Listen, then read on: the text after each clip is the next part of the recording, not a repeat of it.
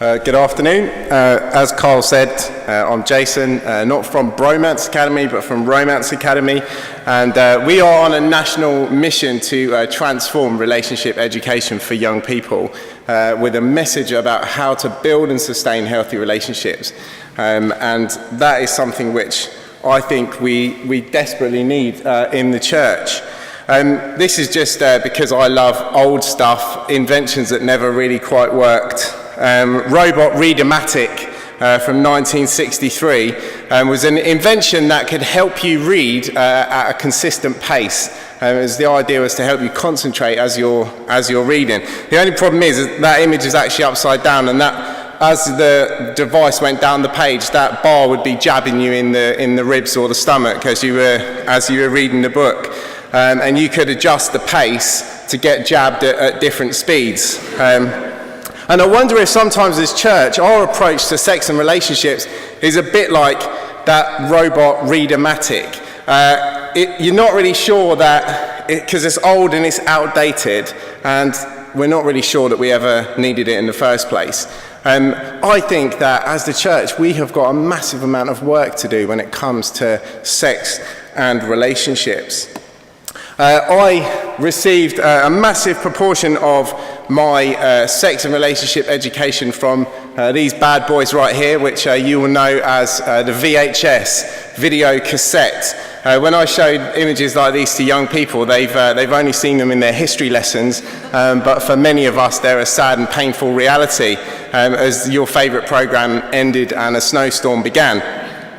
But I can summarise the entire amount of sex and relationship education that I received from the church via VHS. There's endless videos I've got at my parents' house still, 90 minutes long. I can summarise that for you in 2 sentences.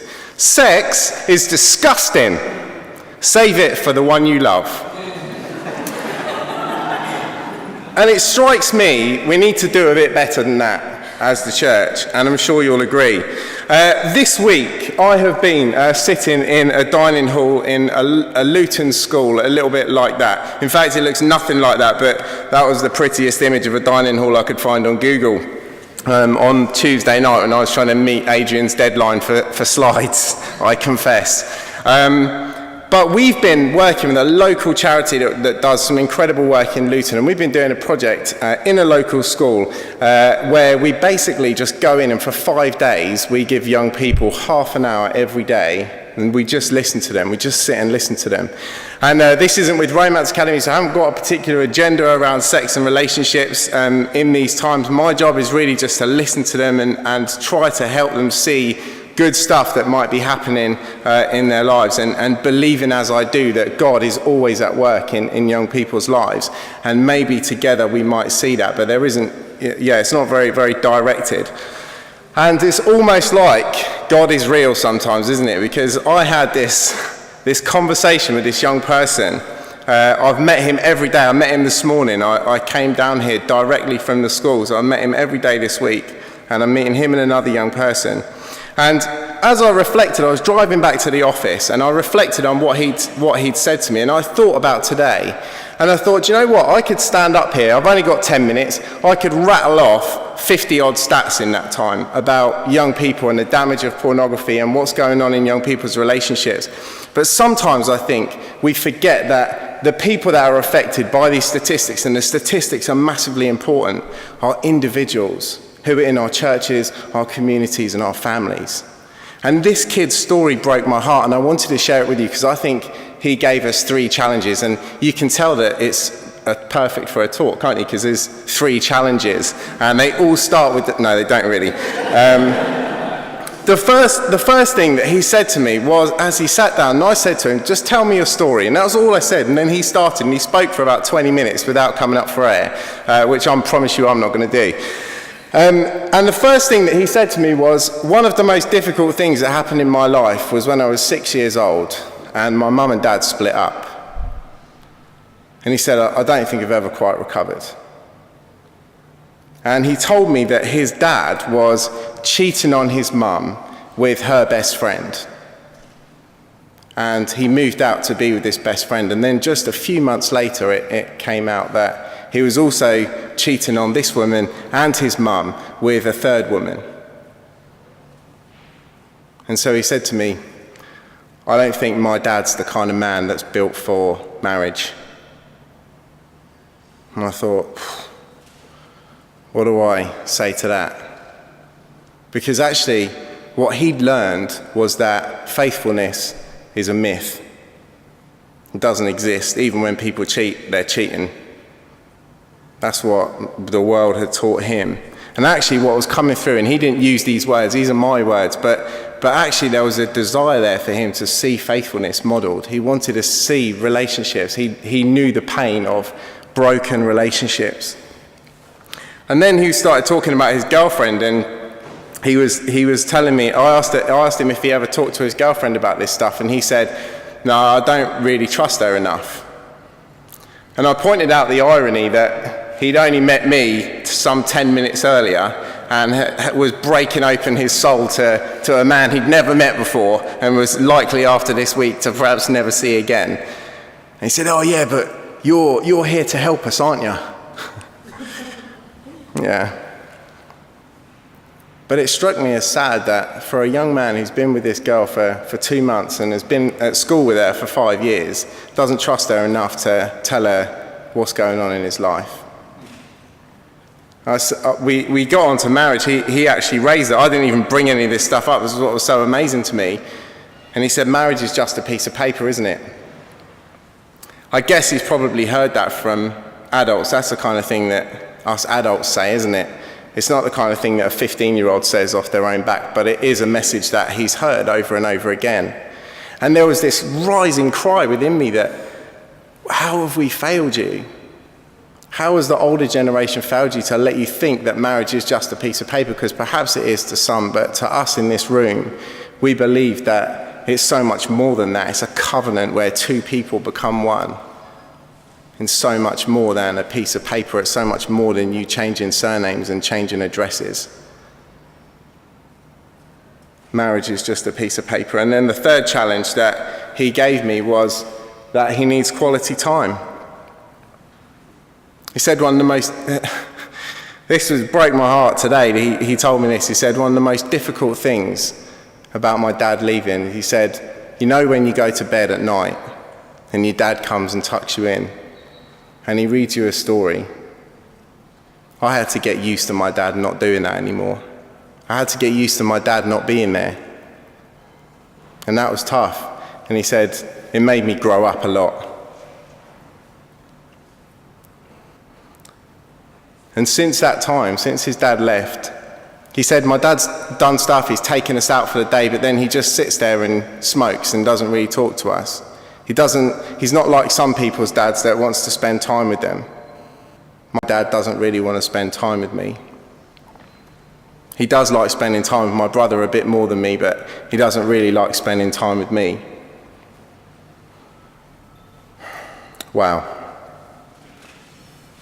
For me, at Romance Academy, we go into schools and we meet these young people week after week, and we've got hundreds of leaders all over the country going in and meeting young people like these ones with stories just like these ones. And as the church in the UK, we need more than don't have sex with your girlfriend. If our biggest fear for our young people is that they're going to have sex before they're married, we are missing the trick. We haven't got a clue what these young people are facing, because the question he's asking is not, can I have sex with my girlfriend? He's saying, is faithfulness possible? Is love real? Is it possible that someone could love me enough to pour into my life? They're the questions that he's asking. And I think as the church and as people who love God, we've got the answer. We believe that marriage is more than a piece of paper. We believe in love and faithfulness, even though every single one of us falls short of that in this room today. We don't love as much as we should. We're not faithful when we should be. Not in every area anyway. And we need to be honest about that so that young people have something better to aim for. Because they're a bit like that. We say young people mimic what they see modelled. This young person, what he gave me, his manifesto on life and relationships, is based purely on what he's seen and what he's experienced. And I didn't, but I could have spouted a load of rhetoric about what marriage could be and about what God says about marriage and how much Jesus loves him. But the lessons that life have taught him are the ones that we've just looked at. Life's taught him differently, and yes, he needs to see differently, and yes, we should tell him a different story. But whilst young people are still experiencing these things, we need to have more. Here's my challenge. I read some Jürgen Moltmann, and he was writing about eschatology, and I always thought that eschatology was purely about end times, but those of you who've also read Jürgen Moltmann may have found out, like I did, that it's not just about the end times, it's about hopefulness in the way that we think about life and God. It's about the orientation of us as Christians, as us who believe in a God who can transform lives, to have a hopeful outlook on life. And too often when we talk about life, when we talk about love, when we talk about relationships, I wonder where our eschatology is. I wonder where our hopefulness is in a God who can transform lives. And that's the God that young people need to hear about, and that's the God they need to see transforming our marriages and our relationships. And I came up with this little quote. It's nothing on Jürgen Moltmann, but I say that great discipleship reimagines intimacy in the light of the Great Commandment.